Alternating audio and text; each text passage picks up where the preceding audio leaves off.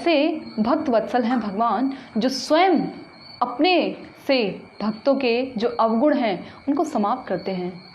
ज्ञानी और कर्मियों के साथ ऐसा नहीं होता। ज्ञानी लोग पहले बहुत अपना ज्ञान इकट्ठा, तप, तितिक्षा आदि ये सब प्राणायाम वगैरह करके इस प्रकार से अपने आप को नियंत्रित करते हुए तब जाके कहीं वो मोक्ष के अधिकारी बनते हैं। उसमें भी कंफर्म नहीं है कि वो मोक्ष के अधिकारी बनेंगे या नहीं बनेंगे। कर्मियों के साथ भी ऐसा है। इसी भागवतम में एक जगह श्री शौनक आदि ऋषि मुनि श्रील सूत गोस्वामी जी से ये कहते हैं कि आप हमें भगवान की इन कथाओं को सुनाते रहिए। हम तो ये जो यज्ञ से निकला हुआ धुआं है ना, इसमें यज्ञ करते करते हमारा जो मुंह है वो काला पड़ चुका है, परंतु अभी तक हमारा हृदय पवित्र नहीं हुआ।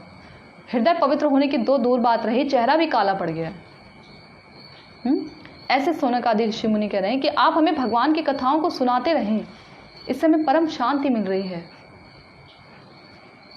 तो देखिए, इस प्रकार से भगवान जो है कर्मी और ज्ञानी के साथ ऐसा नहीं होता। भगवान अपने भक्तों के साथ ऐसा करते हैं।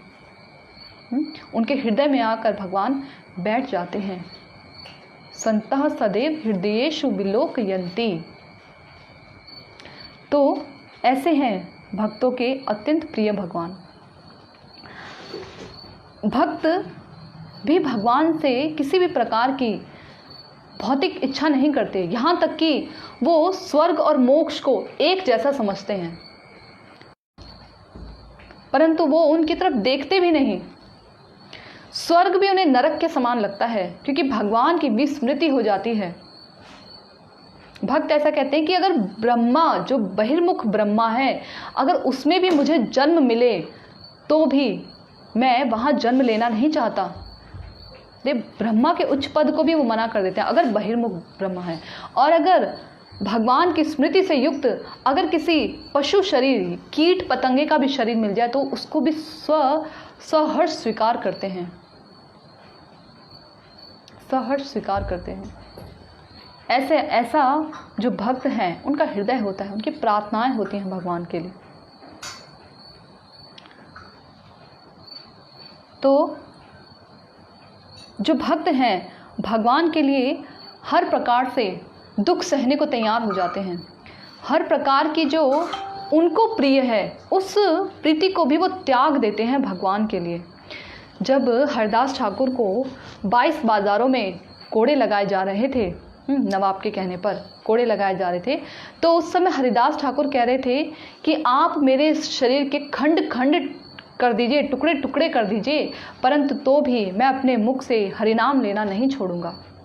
ऐसा हरदास, देखिए अपने प्राणों का भी बलिदान कर देते हैं। ऐसे वैष्णव भी हैं जो अपने प्राणों का बलिदान कर देते हैं अपने गुरु महाराज की सेवा के लिए, अपने प्राणों का बलिदान भी कर देते हैं। एक कदम भी पीछे नहीं हटते, डरते नहीं हैं अपने प्राण त्यागने से हरि गुरु वैष्णव की सेवा में। जब अम्बरीश महाराज के ऊपर दुर्वासा ऋषि अपनी जटा तोड़कर और वो एक राक्षसी को प्रकट करते हैं, तो उस समय अम्बरीश महाराज पीछे नहीं हट जाते डर के मारे, या अपना कोई अपनी रक्षा के लिए, अपनी सुरक्षा के लिए किसी प्रकार का आयुध नहीं निकाल लेते, कोई अस्त्र शस्त्र नहीं निकाल लेते उसको मारने के लिए या उससे किसी प्रकार का मुकाबला करने के लिए। या दुर्वासा मुनि के चरण कमलों में उस समय ये नहीं कहते कि अब मुझे माफ़ कर दीजिए, मुझे इससे बचा लीजिए, अब से मैं ऐसा नहीं करूँगा, ऐसा कुछ नहीं कहते। वो बिल्कुल स्थिर खड़े रहते हैं और एक कदम भी पीछे नहीं हटती। भगवान की कृपा पर उन्हें पूर्ण भरोसा होता है। जब जो राजा चित्रकेतु थे, उनको जब पार्वती जी ने श्राप दे दिया था कि तुम जाओ हाथी बन जाओ, तो इस प्रकार से श्राप दे दिया था, तो जो राजा चित्रकेतु थे उन्होंने ये नहीं कहा कि अरे मुझे क्षमा कर दीजिए, नहीं, वित्रासुर बन जाओ, असुर बन जाओ, हाथी नहीं वित्रासुर बन जाओ। तो उन्होंने ये नहीं कहा कि अरे आप मुझे क्षमा कर दीजिए और पार्वती जी मुझसे गलती हो गई, ऐसा नहीं। उन्होंने अपराध के लिए क्षमा मांगी कि उन्हें बुरा लगा, परंतु उन्होंने ये नहीं कहा कि आप इस श्राप को वापस ले लीजिए। उन्होंने कहा है ये श्राप मुझे सहर्ष स्वीकार है, ऐसा कहा उन्होंने। तो इस प्रकार से जो भक्त हैं वो भी हर स्थिति में, हर परिस्थिति में भगवान का भजन करना नहीं छोड़ते, भगवान को नहीं छोड़ते। ऐसा नहीं है कि कोई संकट आया और दौड़े दौड़े भगवान के पास चले गए। जाते हैं भगवान के पास, ऐसा नहीं है, क्योंकि कहीं और ठौर ठिकाना भी नहीं है, जाएंगे कहाँ उनके अलावा। परंतु ऐसा नहीं है कि छोटी छोटी जो हमारी भौतिक इच्छाएं हैं उनको, उनके लिए चले गए, उनको मांगने के लिए चले गए, या धर्म अर्थ काम मोक्ष मांगने चले गए, अपनी इंद्रियों की तुष्टि के लिए नहीं जाते। इस प्रकार का कार्य नहीं करते भक्त लोग। भगवान की सेवा में अपने प्राण तक न्यौछावर कर देते हैं। तो यहाँ कहा गया भक्तों के अत्यंत प्रिय भगवान, उनकी भगवान कृष्ण की अमृत तुल्य कथा को कर्ण रूपी पात्रों से भर भर कर पीते हैं ऐसे भक्त। अमृत तुल्य कथाएं, यहाँ कथाओं को अमृत के समान बताया गया है। अमृत का क्या गुण होता है? जो अमृत होता है, जो व्यक्ति अमृत को पान कर लेता है यदि, तो उसको किसी भी प्रकार का शोक, मोह, रोग ये सब नहीं होता, और उसकी आयु देवताओं के समान इतनी लंबी हो जाती है कि इतनी लंबी हो जाती कि अगर साधारण दृष्टि से देखा जाए, अगर हमारी दृष्टि से देखा जाए तो वो कभी मरते ही नहीं हैं।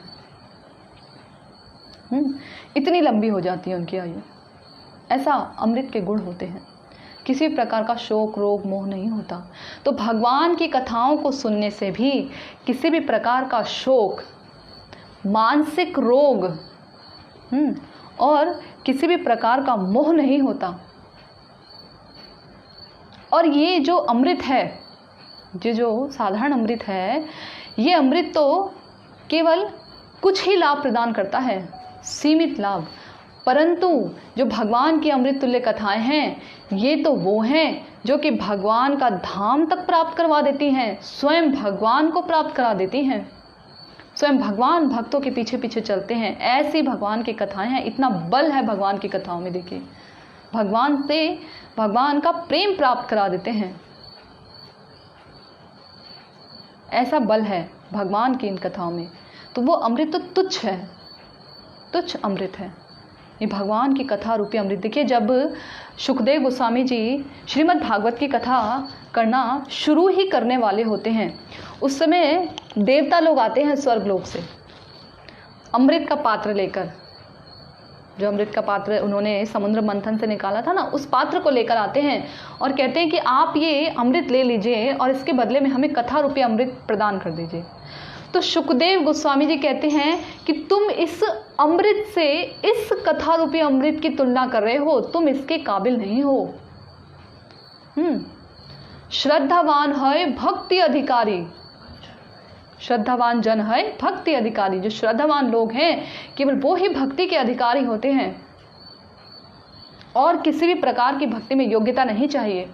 ऐसा नहीं है कि मात्र केवल जो ब्राह्मण हैं, जो पुरुष हैं, वही भक्ति कर सकते हैं, जो ऊंचे कुल में पैदा हुए हैं वही, जो ज्ञानी हैं वही भक्ति कर सकते हैं। ऐसा नहीं है, जड़ भी भक्ति कर सकते हैं, जिनकी बुद्धि जड़ समान है। जैसे कि जो हम देखते हैं जड़ भरत के जीवन में, जो पहले राजा भरत थे, उसके बाद उन्हें हिरण का शरीर प्राप्त हुआ।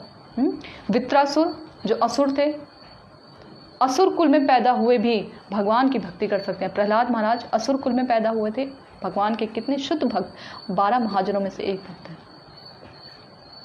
तो ऐसे तो कोई ऐसा अधिकार नहीं दिया गया कि भक्ति में ये व्यक्ति भक्ति नहीं कर सकता, ये व्यक्ति भक्ति कर सकते हैं, हाँ ये रोगी हैं ये भक्ति नहीं कर सकते, ऐसा नहीं है।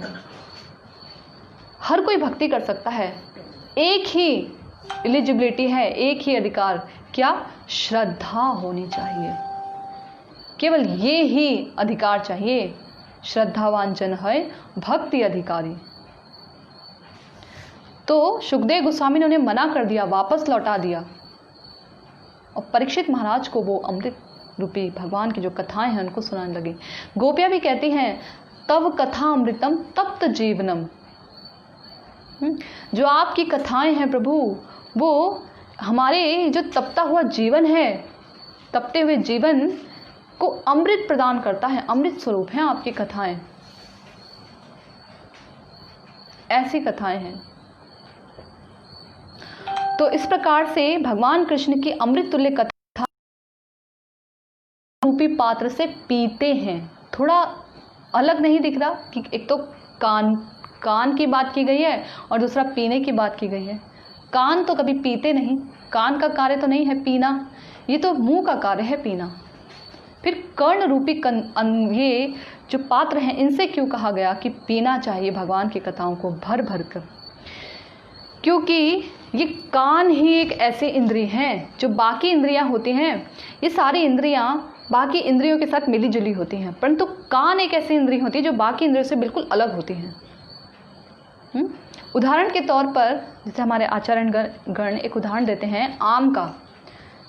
आम को देखा तो आंखें देखकर उसके प्रति लालायित हुई, और आंखों ने जब उस आम को देखा तो जिह्वा ने उसका स्वाद लेने के लिए उसको खाने का प्रयास किया। नाक ने उसकी सुगंध सूंघने का प्रयास किया, केवल एक आम के द्वारा। हाथों से ये पहचाना कहीं ये गला हुआ तो नहीं है, ठीक अच्छा है कि नहीं है, ठोस है कि नहीं है। तो इन चारों की चारों ज्ञान इंद्रियों ने एक विषय के ऊपर अपनी चारों इंद्रियां लग गई। एक आम के ऊपर चारों इंद्रियों ने किया, परंतु कानों ने किसी प्रकार का सहयोग नहीं दिया। कानों ने ये नहीं कहा कि मैं इस आम को सुनकर देखता हूं कि इसमें से आवाज आ रही है कि नहीं आ रही। कानों ने ऐसा नहीं कहा। तो ये जो कान रूपी इंद्रिय हैं, इसके द्वारा ही भगवान की कथाओं को पिया जा सकता है, पिया जा सकता है। जैसे पानी होता है ना, उसे पिया जाता है। पानी को हम साधारण वैज्ञानिक तरीके से कहा जाता है कि पानी को खाने की तरह पीना चाहिए। उसमें जो है लार मिलनी चाहिए, तभी वो फल प्रदान करती है, मतलब तभी वो अच्छी होती है सेहत के लिए। ऐसे ही इस पानी को इन कथाओं को कानों के माध्यम से भर भर कर पीना चाहिए, भर भर कर, कोई कमी ना रह जाए पीने के लिए, कंजूसी ना हो भगवान को कथाओं को सुनने में। पीना चाहिए इन्हें। कर्ण पात्र हैं जिनमें कथाएं डालनी चाहिए और फिर उसे पीना चाहिए। ये कान ऐसे पात्र हैं, इनमें छेद है ना कानों के अंदर, जिससे हमारी आवाज़ें अंदर को जाती हैं। ऐसे ही इन्हीं जो पात्र में जो छेद है, इससे कथाएं अंदर जाती हैं, हृदय में ऐसी क्रांति मचाती हैं भगवान की कथाएं कि हृदय को पूरी तरह से निर्मल कर देती हैं। कथा के रूप में भगवान हमारे हृदय में आकर बैठ जाते हैं, कथा के रूप में आकर हमारे हृदय में बैठ जाते हैं और हमारे कलमश हृदय को साफ कर देते हैं। चेतो दर्पण मार्जनम, चित्त रूपी दर्पण का ये कथाएं मार्जन कर देती हैं, साफ कर देती हैं भगवान की कथाओं को। तो भगवान हमारे हृदय को साफ करके रख देती है, तभी तो भगवान में मन लगेगा। ये कथाएं ऐसी हैं कि शुरू में सुनने पर बहुत कड़वी लगती हैं। जैसे पित्त के व्यक्ति, पीलिए के व्यक्ति को शुरू में ये जो मिश्री होती है, जो मीठी चीज़ होती है, बहुत कड़वी लगती है, परंतु धीरे धीरे जब वो उस मिश्री का सेवन करता रहता है तो वही मिश्री उसे मीठी लगने लग जाती है। और जब उसे मीठी लगती है तो पता लगता है कि अब इसका जो रोग है वो धीरे धीरे ठीक हो रहा है। इसी प्रकार से ये जो कथाएं हैं, क्योंकि हम कलयुगी जीव हैं, पूरे दिन भर संसार में अपने मन को लगाए रखते हैं, इधर उधर की बातों में हमारे कान व्यस्त रहते हैं, इसकी निंदा, उसकी चर्चा, पर चर्चा सुनने में हमारे कान बहुत आनंद लेते हैं। टीवी की आवाज़ें, जो ये दुनियावी गाने हैं, उनकी आवाज़ें हमें बहुत अच्छी लगती हैं, बहुत अच्छा लगता है हमें उन्हें सुनना, उन्हें गाना, उनमें हमारा मन लगा रहता है। लोग क्या कर रहे हैं, क्या नहीं कर रहे, इसमें हमारे नेत्र बड़े व्यस्त रहते हैं। तो हमारे पास समय नहीं होता कि हम इन भगवान की कथाओं को सुन सकें, भगवान की भक्ति करें, भगवान का नाम लें, भगवान के शिव विग्रह का दर्शन करें। इतना समय नहीं होता हमारे पास। अब तो मतलब जैसे जैसे देखिए, जैसे जैसे कलयुग बढ़ता चला जा रहा है ना, तो भगवान की हमारे पर कृपा और बढ़ती चली जा रही है। कैसे? भगवान और ऐसी ऐसी इलेक्ट्रॉनिक चीज़ें ला रहे हैं जिसकी वजह से भगवान कह रहे हैं कि अब तुम कम से कम घर में बैठ के तो कथा सुन लो। भक्तों के पास जाने का समय तो नहीं है, कम से कम घर में बैठकर तो कथा सुन ही सकते हैं। 4G आ गया है, बताइए। कुछ समय बाद और थोड़े और कलयुग का चरण बढ़ेगा तो हो सकता है 5G, पता नहीं कौन कौन से जी आ जाए। तो भगवान कह रहे हैं कि कम से कम घर में बैठ के फ़ोन के द्वारा तो कथा सुन लो। अब तो नेट इतना फास्ट चलता है कि तुम्हें बोरियत भी महसूस नहीं होगी कि बीच बीच में रुक रहा है। जैसे जैसे कलयुग बढ़ता चलाएगा इतनी भगवान हम पर कृपा बढ़ाते चले जा रहे हैं, पर हम फिर भी ऐसे निठल्ले निकम्मे कि हम तो भी नहीं करना चाहते। इतने मंद बुद्धि हैं हम तो कह रहे हैं भगवान से कि तुम अपनी कृपा बढ़ाते चले जाओ, और हम अपनी मंद बुद्धि को और सुमंद करते चले जाते हैं। परंतु हम तुम्हारी कथाओं को नहीं सुनेंगे। तुम कितना मर्जी जोड़ लगा लो, एड़ी चोटी का जोड़ लगा लो, हम तुम्हारी कथाओं को सुनने वाले हैं नहीं। हम तो निकम्मे थे, निकम्मे हैं और निकम्मे ही बने रहेंगे, परंतु तुम्हारी कथाओं को नहीं सुनेंगे। और भगवान हर प्रकार से प्रयास करते हैं। पहले तो लोग संतों के पास जाते थे कथाओं को सुनने के लिए। भक्त अगर उनके घर पर, संत अगर उनके घर पे आ जाते थे तो इतने प्रसन्न हो जाते थे कि उनकी खुशी का ठिकाना नहीं होता था। वो तो उनके चरणों को धोकर उस जल को ग्रहण करते थे। आज देखिए, भक्तों के पास जाने का समय तो है नहीं, भक्त घर में आते हैं तो भी उनके मुखारबिंद से कथा सुनने का भी समय नहीं हमारे पास।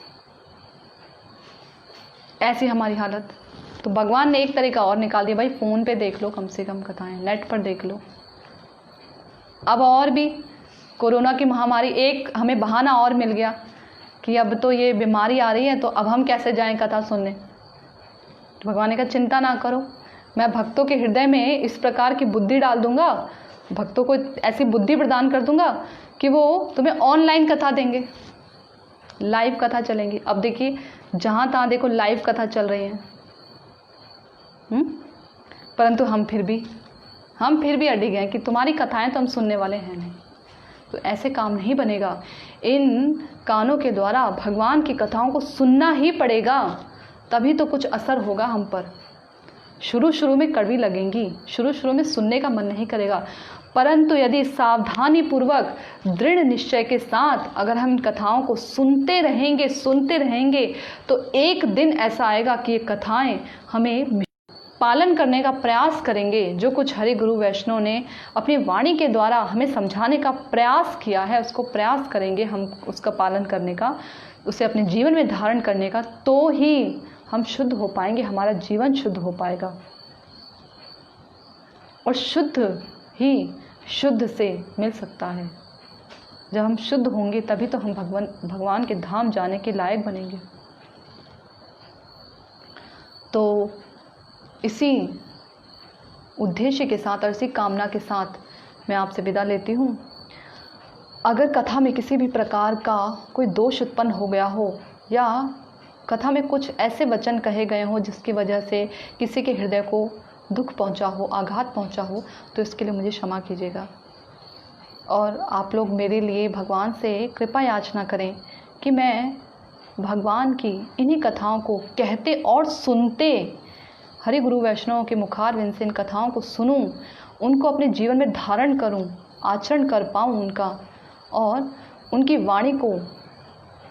वाणी का प्रचार कर पाऊं। ऐसे आप लोगों से निवेदन है, और आप सारग्राही बनकर केवल कथा के सार को ग्रहण करें और मुझ पर भी कृपा करें। हरे कृष्णा। वांछा कल्पतरुभ्यश्च कृपा सिंधुभ्यश्च पतितानां पावनेभ्यो वैष्णवेभ्यो नमः।